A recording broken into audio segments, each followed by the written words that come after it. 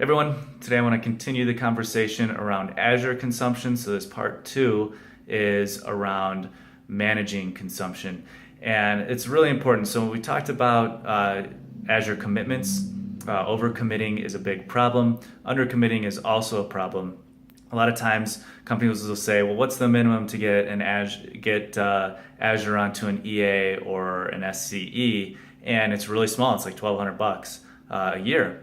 So they just say, well, let's just start with that and we'll see where it goes. Well, that's not great planning. So I still want to stress that planning and working with a great partner such as a SoftwareOne will be a big benefit to you in the long term. Now, once you've actually committed to Azure, so you've got your commitment and you say, all right, now we're going to start using it. Now we're going to start moving workloads. Well, you got to manage that consumption because sometimes it can get out of hand. You start getting in there, you start seeing what Azure is capable of, and you start seeing the different options that you have in there, and things can get a little crazy. Sometimes folks can leave machines running, and that's just racking up basically consumption and spend. So once you have your Azure commitment, now you need to manage it.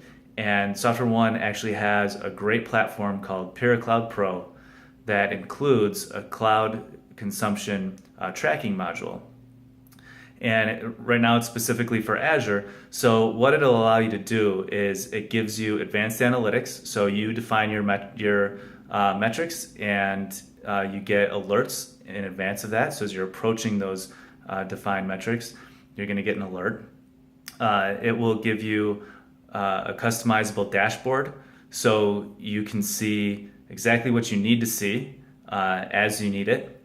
You get, resource tagging allows for greater ability to report and for internal billing. So if you have to charge internally to different groups, then groups or divisions or whatever it might be, the resource tagging and reporting that comes out of that in PyraCloud Pro will help you give accurate invoicing. There's a lot of different tools to it. You can get forecasting and some predictive spending. So if you continue to consume Azure the way you are today, how is it going to, what's your consumption going to look like at the end of the year?